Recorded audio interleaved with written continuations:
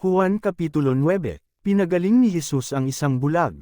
Sa paglalakad ni Jesus, nakita niya ang isang lalaking ipinanganak na bulag.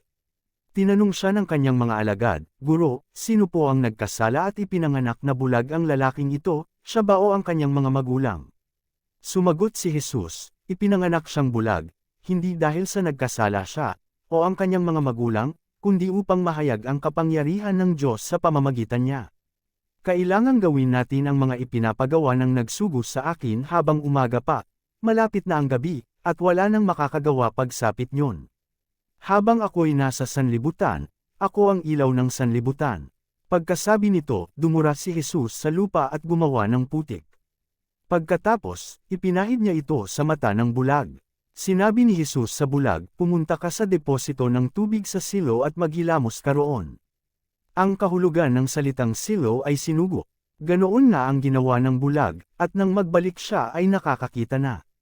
Nagsalita ang mga kapitbahay niya at ang mga nakakita sa kanya noong siya'y namamalimos pa, "Hindi ba yan ang pulubing bulag?" Sumagot ang ilan, "Iyan nga." Sabi naman ng iba, "Hindi. Kamukha lang." Kaya't nagsalita ang dating bulag, "Ako nga po yun."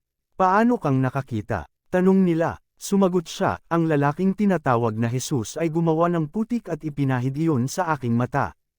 Pagkatapos, sinabi niya sa akin, 'Pumunta ka sa silo at maghilamos.' Pumunta nga ako doon at naghilamos, at nakakita na ako." "Nasaan siya?" tanong nila sa kanya. "Hindi ko alam," sagot niya. Nagsiyasat ang mga pariso tungkol sa pagpapagaling. Dinala ng mga tao sa mga pariso ang dating bulag, dahil araw ng pamamahinga nang gumawa si Jesus ng putik at nang pinagaling niya ang bulag. Tinanong din siya ng mga pariso kung paano siya nakakita. Kaya't sinabi niya sa kanila, "Pinahiran niya ng putik ang aking mga mata, ako'y pinaghilamos at ngayoy nakakakita na ako." Ang sabi ng ilang pariso, hindi maaaring mula sa Diyos ang taong iyon, sapagkat hindi niya ipinapangilin ang araw ng pamamahinga. Ngunit sinabi naman ng iba, "Paanong makakagawa ng ganitong mga himala ang isang makasalanan?" At hindi sila magkaisa, kaya't tinanong nilang muli ang dating bulag, "At ikaw, ano naman ang masasabi mo tungkol sa kanya, dahil pinagaling niya ang iyong mga mata?" "Isa siyang propeta," sagot niya. Ayaw maniwala ng mga Hudyo na siya'y talagang dating bulag kaya't ipinatawag nila ang kanyang mga magulang. "Anak nga ba ninyo ito? Talaga bang siya'y ipinanganak na bulag? Bakit nakakakita na siya ngayon?" Tanong nila. Sumagot ang kanyang mga magulang, "Anak nga namin siya at siya'y ipinanganak ng bulag. Ngunit hindi po namin alam kung bakit nakakakita na siya ngayon, o kung sino ang nagpagaling sa kanya. Siya na po ang tanungin ninyo.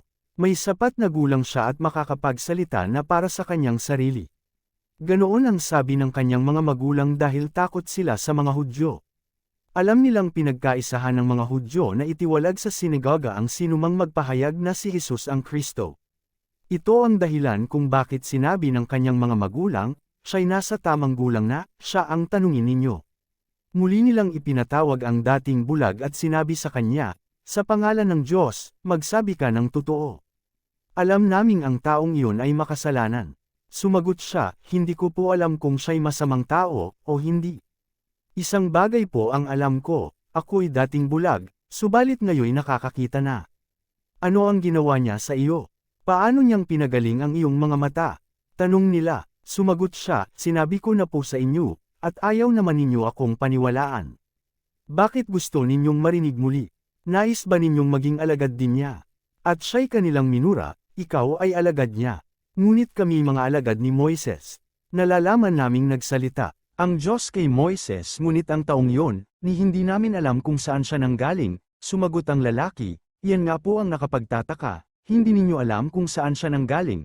Gayunpaman, pinagaling niya ang aking mga mata.